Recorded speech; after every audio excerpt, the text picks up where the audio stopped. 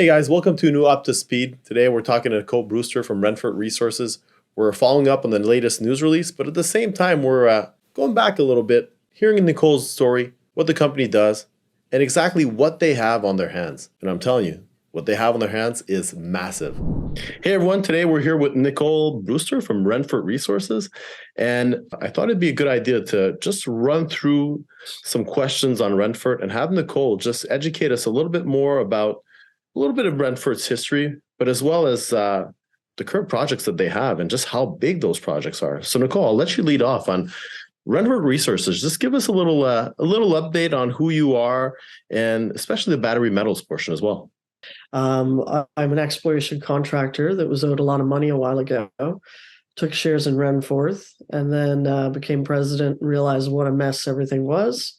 Consolidated everyone, myself included, which is one of the reasons I always tell people I won't consolidate again. At the time, I did it because of a gold property that it ended up, everything was in default. But with time, we put the first resource together, we sold that property. Then as a result, it leaves Renforth with an appreciable amount of securities in its trading account as well. So a bit of financial backing behind Renforth. But where are we today? Well, process of exploration, you pick up assets, you take a look at them, and if they don't start to meet your expectations or look like they have reason to continue to explore, you drop them. And one of the assets we had was a property we called Malartic West, contiguous to the Canadian Malartic mine. And I had optioned it out, but the option wasn't going to consummate, so I asked for the property back.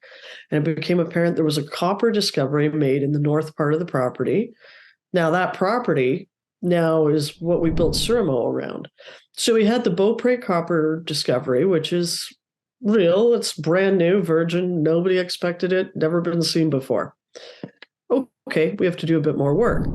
Bottom of the property, there were some zinc numbers and the beginning of a geophysical anomaly. This is now by the end of 2020. I'm looking around and there's some historic gold in the bottom, long intervals of low-grade gold, and it goes outside of the Malartic property, and then there's some historic base metals.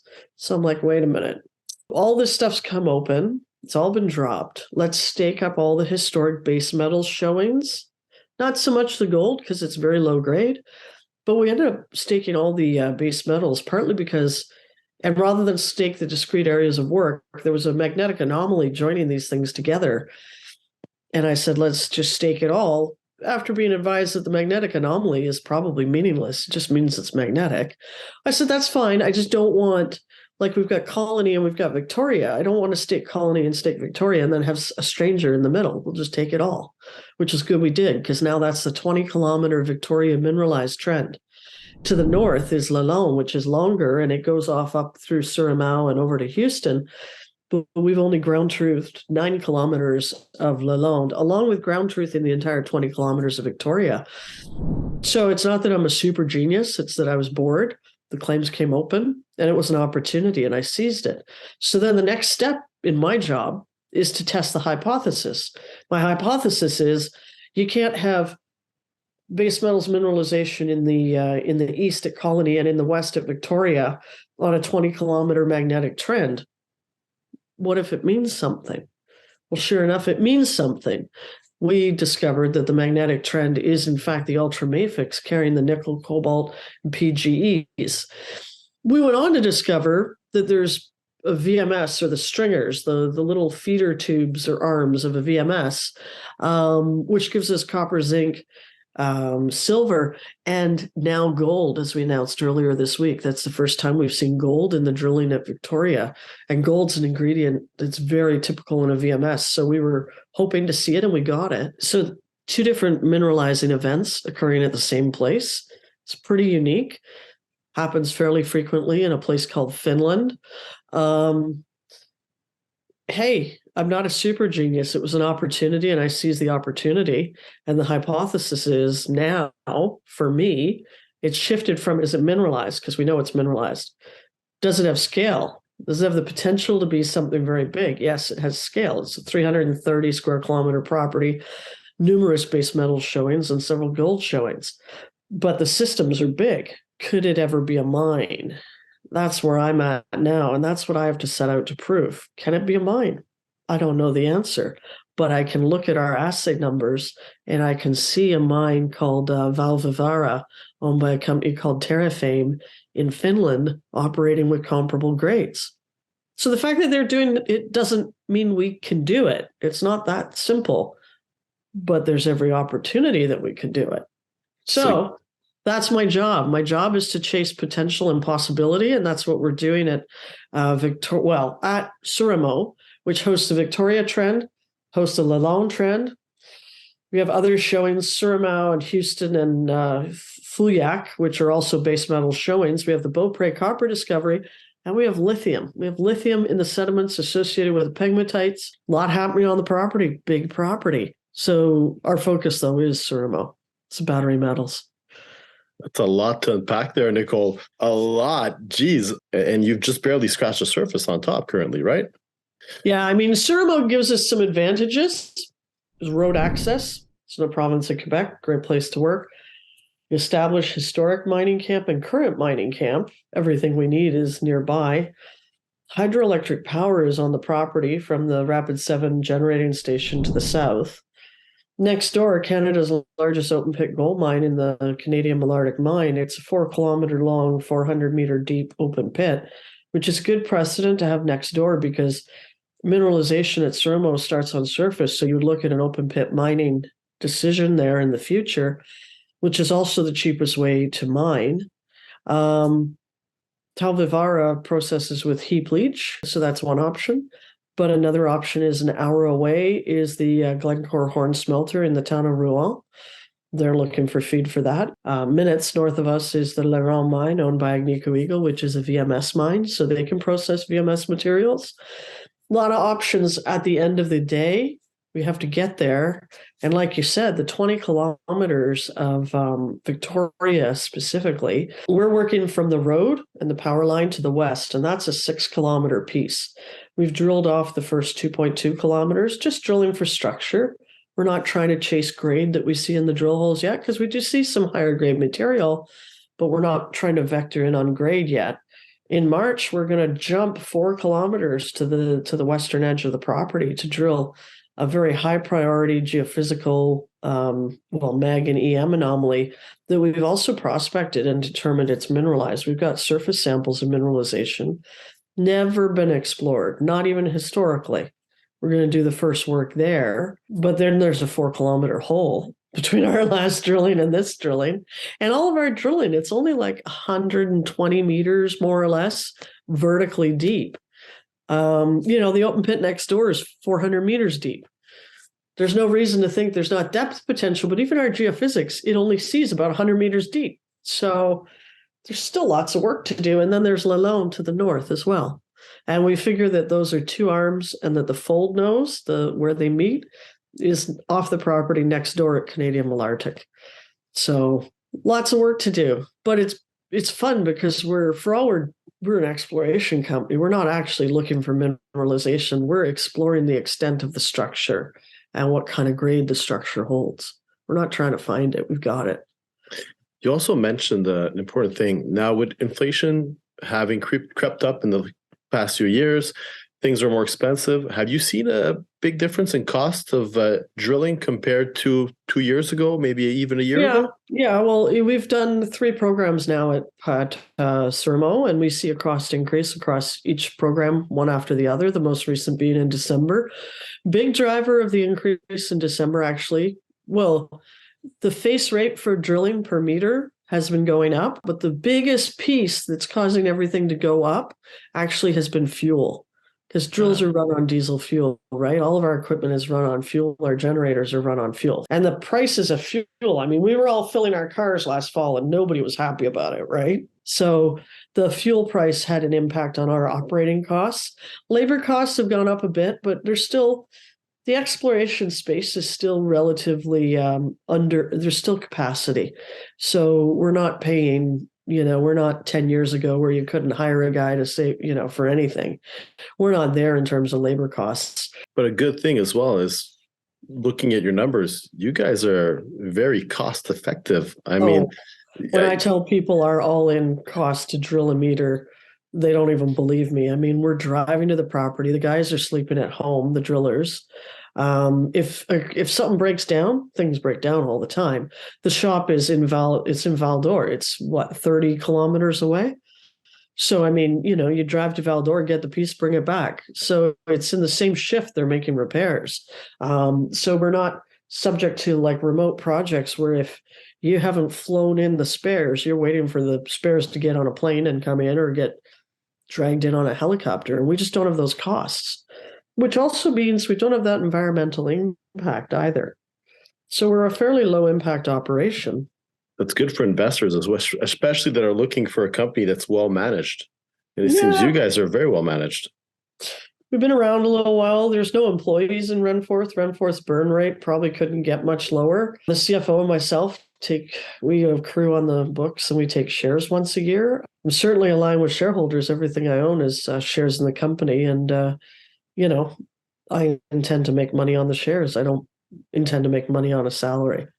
So But it doesn't get much better than that, especially knowing that company management like yourself are so heavily invested in shares themselves. It is something that makes shareholders happy because they know that you have a huge stake in the company. You're not just working for their success, you're working for your success as well. oh yeah. I'm here to make money. I'm not here for more gray hair or white hair. Um, it's been a frustrating haul. The junior space has sucked for a long time, and it still more or less sucks. There are exceptions to that rule. There are promotional games that are played that are exceptions to that rule, but I'm not a promoter. My interest is really just improving the hypothesis. Like I fully intend to prove that that will be a mine one day. Will it be a mine by Renforth? Yeah, we'll take a breath on that because, as you said, it's a very big property, and it's going to at some point we're going to attract a partner with deeper pockets. But that day isn't yet because we need to know what we're dealing with. So we got to do a bit more work before we can kind of throw a dart at the wall and put a price on things. But Well, that'll be the ultimate plan. talking about that work now, what's coming up in the next few months, potentially even the next year? So we've got the guys out there prepping ground right now, and then we've got PDAC at the beginning of March. So That's right. our field guys are all young geologists. They're at the beginnings of their career, so there's no reason to have them sitting on a drill during PDAC. It's not that crazy an environment. So they'll go back up to drill post PDAC. That drilling will probably take us through the end of March into April. Then results are at least another 6 weeks behind that. So that gives you kind of the broad brush immediate. We're doing a few other things at the same time, though. As I've told people before, we have Dr. Franklin working on vectoring in on the VMS that we feel is lurking. VMS come in clusters, and as I said, there's one due north of us. He's vectoring on that VMS as we create assay information. So we'll have a bit of work to do with him. We also have another expert working on the pegmatites. That group will give us prospecting work to do this summer for lithium. And you'll see some more drilling at Surmo on the structure just to continue to define the structure. Further than that, like I'll tell you, the next year is more of the same, but that could also change. So that's where I'll leave you with what's coming. More work. Well, more work, but like you mentioned, things can change fairly quickly. This sector seems to be on a positive path. There's a lot of interest. I mean, you could tell There's a lot happening at Servo, and it could all change the game. Lithium could change the game. Manganese could change the game. Nickel could change the game. Right now, we're large scale, low grade across the board. But if we get into higher grade material and we continue to flesh out our model of the mineralization, which has implications as to size, things could change very quickly. Now, you mentioned manganese, and you also mentioned the latest press release. What is manganese, and what's its impact? So they're trying to pivot away from cobalt in batteries, but they're also trying to move towards manganese, partly because it increases the energy value of the lithium battery. It also is a safeguard against the fact that lithium batteries have a bad habit of bursting into flames. So it stabilizes the battery and increases the energy output. You can read about Japan is chasing manganese. It's in the news right now. and manganese agreements are being made in Europe.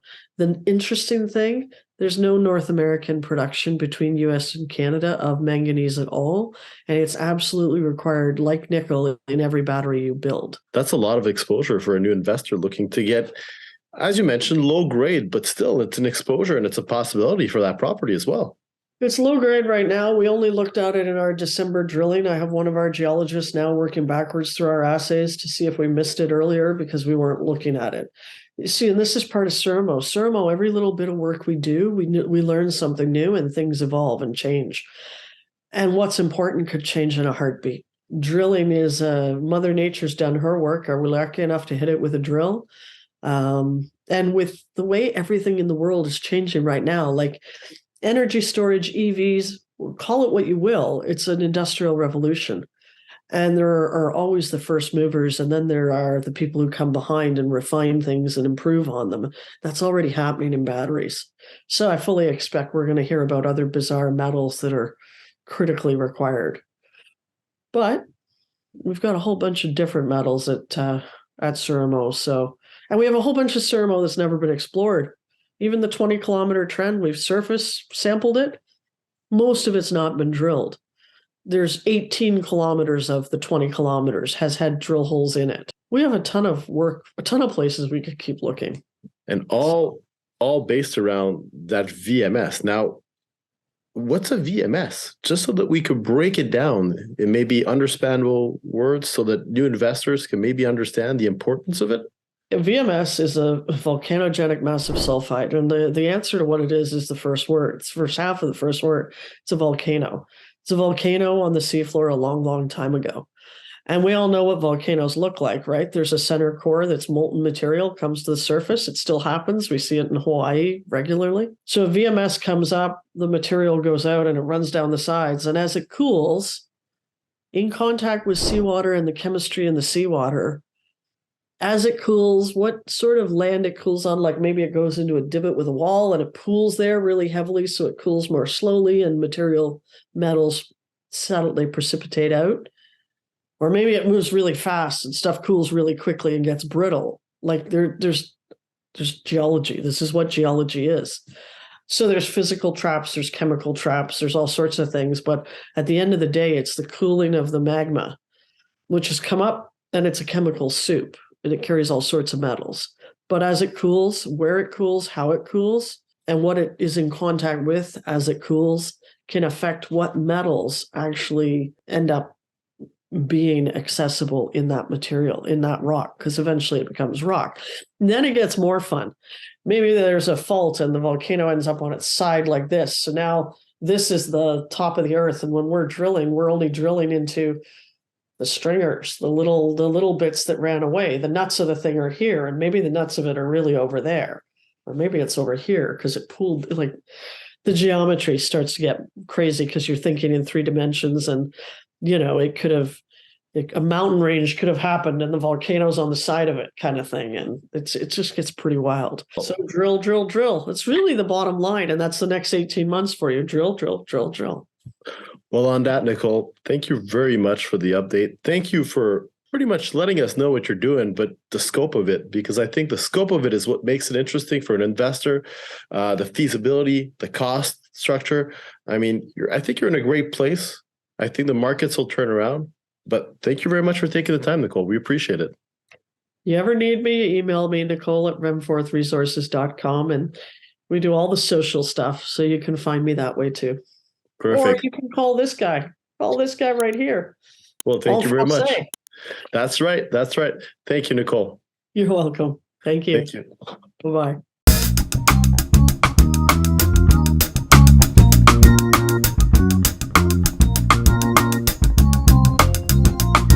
Thanks for watching. Make sure to subscribe, like, and comment down below. And if you liked that video, why don't you check out our others?